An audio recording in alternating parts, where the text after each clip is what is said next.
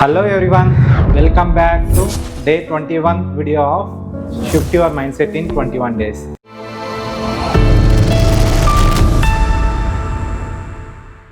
So, ಇವತ್ತಿನ topic ಬರೋದಾದ್ರೆ what we should do if the things not go according to your plan.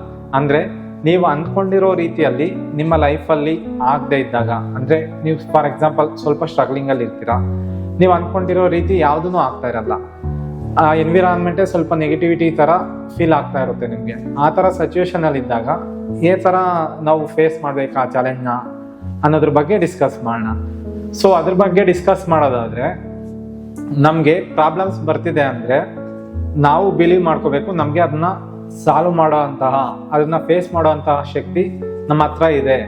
ಅದಕ್ಕೆ ನಮಗೆ ದೇವರು, ನೀವು ಬಿಲೀವ್ ಮಾಡಿರುವಂತಹ ಗಾಡ್, ಅವರು ನಮ್ಗೆ ಇಷ್ಟು ಚಾಲೆಂಜಸ್ ಕೊಡ್ತಿದ್ದಾರೆ, ಇದಾದ್ಮೇಲೆ ನಮಗೆ ಒಳ್ಳೆ ದಿನಗಳು ಕೂಡ ಬರುತ್ತೆ ಅಂತ ನಂಬ್ತಾ ನೀವು ಅದನ್ನ ಸಾಲ್ವ್ ಮಾಡೋದಕ್ಕೆ ಹೋಗ್ಬೋದು. ನಾವು ನಿನ್ನೆನೇ ಹೇಳಿದ್ವಿ, ಪ್ರಾಬ್ಲಮ್ಸ್ ಅಂತ ನೀವು ಇದು ಫೋಕಸ್ ಮಾಡೋ ಹೋದ್ರು ಅದಕ್ಕೆ ಸೊಲ್ಯೂಷನ್ ಏನ್ ಮಾಡ್ಬೋದು ಅನ್ನೋದ್ರ ಬಗ್ಗೆ ಫೋಕಸ್ ಮಾಡೋದ್ರಿಂದ ನೀವು ಈಸಿಯಾಗಿ ನೀವು ಪ್ರಾಬ್ಲಮ್ನ ಸಾಲ್ವ್ ಮಾಡ್ಕೋಬಹುದು ಅಂತ. ಅದೇ ರೀತಿ ಈ ತರ ಸಿಚುವೇಶನ್ ಅಲ್ಲಿ ಫಸ್ಟ್ ಥಿಂಗ್ ನೀವು ಮಾಡ್ಬೇಕಾಗಿರೋದು ಬಂದು ಬಿ ಪೇಷನ್ಸ್ ಆಗಿರ್ಬೇಕಾಗಿರುತ್ತೆ, ಮತ್ತೆ ಕಾಮ್ ಆಗಿರ್ಬೇಕಾಗಿರುತ್ತೆ. ಸೊ ಯಾವುದೇ ಸಿಚುವೇಶನ್ ಬರ್ತಿದ್ರು ಅದನ್ನ ನಿಮ್ಗೆ ಅಕಸ್ಮಾತ್ ಸೊಲ್ಯೂಷನ್ ಸಿಗ್ತಿಲ್ಲ ಅಂದಾಗ ಒಂದು ಪೇಪರ್ ಮೇಲೆ ಬರೆಯೋದು ಬೆಟರ್ ಆಪ್ಷನ್ನು.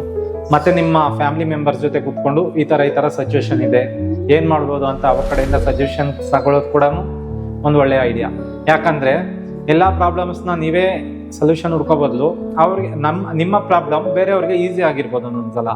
ಅದರಿಂದ ಶೇರ್ ಮಾಡ್ಕೊಳ್ಳೋದ್ರ ಮುಖಾಂತರ ಕೆಲವು ಐಡಿಯಾ ಅವ್ರು ಕೂಡ ಕೊಡ್ಬೋದು. ಅದರಿಂದ ನಿಮಗೆ ನೀವು ಕಷ್ಟಪಡೋ ಸ್ವಲ್ಪ ಕೆಲಸ ಕಡಿಮೆ ಆಗುತ್ತಲ್ವಾ.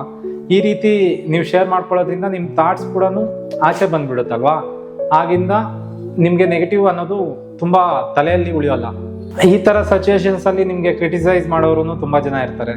ಸೊ ಅವ್ರಿಗೆ ನೀವು ರಿಯಾಕ್ಟ್ ಮಾಡ್ದಿರಾ ಅಕ್ಸೆಪ್ಟ್ ಮಾಡ್ತಾ ಕ್ರಿಟಿಸಿಸಮ್ನ ಆದಷ್ಟು ನೀವು ನಿಜಾನೇ ಹೇಳ್ತಾ ಮತ್ತೆ ಮೂವ್ ಆನ್ ಆಗ್ತಾ ಇರಬೇಕು. ನಿಮ್ಗೆ ನಿಮ್ಮ ಮೇಲೆ ನಂಬಿಕೆ ಇರ್ಬೇಕು ಫಸ್ಟ್ ಥಿಂಗು. ನೆಕ್ಸ್ಟ್ ನಿಜಾನೇ ಹೇಳ್ತಾ ಇರಬೇಕು. ನೀವು ಹೋಗ್ತಾ ಇರೋ ಡೈರೆಕ್ಷನ್ನು ಕರೆಕ್ಟ್ ಆಗಿದೆಯಾ ಇಲ್ವಾ ಅನ್ನೋದು ನೋಡ್ಕೊತಾ ಇರ್ಬೇಕಾಗುತ್ತೆ. ಯಾಕಂದ್ರೆ good and bad are side by side. ನೀವು ಸ್ಟ್ರಗಲ್ ಇದ್ದಾಗ ಆಕ್ಚುಲಿ ಈಸಿಯಾಗಿ ಸೊಲ್ಯೂಷನ್ ಸಿಗೋದನ್ನ ಹುಡ್ಕೋದಕ್ಕೆ ಟ್ರೈ ಮಾಡ್ತಾ ಇರ್ತೀರಾ. ಸೊ ಈಸಿಯಾಗಿರೋದನ್ನ ಹುಡ್ಕೋದ್ರ ಬದಲು ಅದು ಗುಡ್ಡಾ ಬ್ಯಾಡ ಅನ್ನೋದನ್ನ ಒಂದ್ಸಲ ಥಿಂಕ್ ಮಾಡೋದ್ರಿಂದ ನೀವು ಲಾಂಗ್ ಟರ್ಮಲ್ಲಿ ಈಸಿ ಅಂದ್ರೆ ಒಳ್ಳೆ ಸಕ್ಸಸ್ನ ಕಾಣೋದಕ್ಕೆ ಬೆನಿಫಿಟ್ ಆಗುತ್ತೆ. ಈ ತರ ಸಿಚುವೇಶನ್ ಅಲ್ಲಿ ನೀವು ಹೆಲ್ತ್ನ ನೆಗ್ಲೆಕ್ಟ್ ಮಾಡ್ತೀರಾ ಎಲ್ಲರೂ. ಯಾಕಂದ್ರೆ ನಮ್ಗೆ ಫೋಕಸ್ ಎಲ್ಲಾನು ಅದ್ರ ಮೇಲೆ ಇರುತ್ತೆ. ಈ ತರದ ಟೈಮಲ್ಲಿ ನಾವು ಸ್ವಲ್ಪ ಎಕ್ಸ್ಟ್ರಾ ಟೈಮ್ನ ನಮ್ಮ ಹೆಲ್ತ್ ಬಗ್ಗೆ, ಮೈಂಡ್ಫುಲ್ನೆಸ್ ಬಗ್ಗೆ ಸ್ಪೆಂಡ್ ಮಾಡಬೇಕಾಗುತ್ತೆ. ಯಾಕಂದ್ರೆ ನಾವು ಈ ಚಾಲೆಂಜಸ್ನ ಫೇಸ್ ಮಾಡ್ತಿದೀವಿ ಅಂತ ಹೆಲ್ತ್ನ ನೆಗ್ಲೆಕ್ಟ್ ಮಾಡೋದ್ರಿಂದ ನಮ್ಗೆ ಇನ್ನೂ ಅಡ್ವರ್ಸ್ ಎಫೆಕ್ಟ್ ಆಗುತ್ತೆ, ಇನ್ನೂ ಡೀಪರ್ ಪ್ರಾಬ್ಲಮ್ಸ್ ಬರೋದಕ್ಕೆ ಚಾನ್ಸಸ್ ಇರುತ್ತೆ. ಸೊ ನಾವು ಈ ಟೈಮಲ್ಲಿ ಸ್ವಲ್ಪ ಎಕ್ಸ್ಟ್ರಾ ಟೈಮ್ನ ಹೆಲ್ತ್ಗೆ ಫೋಕಸ್ ಮಾಡೋದ್ರಿಂದ ನಾವು ಈಸಿ ಅಂದರೆ ನಮ್ಮ ಬಾಡಿ ಸಪೋರ್ಟ್ ಮಾಡುತ್ತೆ ಪ್ರಾಬ್ಲಮ್ಸ್ನ ಫೇಸ್ ಮಾಡೋದಕ್ಕೆ. ಇದೊಂದು ಬೆನಿಫಿಟ್ ಆಗುತ್ತೆ.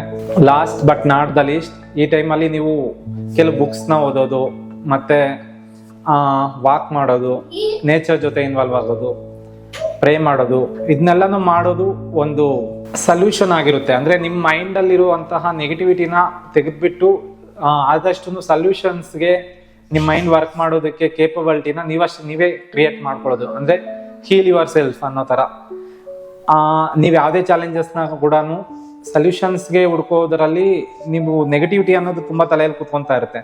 ಈ ನೆಗೆಟಿವಿಟಿನ ತೆಗೆದ್ಬಿಟ್ಟು ಪಾಸಿಟಿವಿಟಿ ಥಿಂಗ್ನೇ ಹುಡುಕ್ಬೇಕು ಅಂದ್ರೆ ಫಸ್ಟ್ ಥಿಂಗ್ ನಾವು ಮಾಡ್ಬೇಕಾಗಿರೋದು ಬಂದ್ಬಿಟ್ಟು ನಮ್ಮ ಮೈಂಡ್ಗೆ ಎನರ್ಜಿ ಎಲ್ಲಿಂದ ಉತ್ಪನ್ನ ಆಗುತ್ತೆ.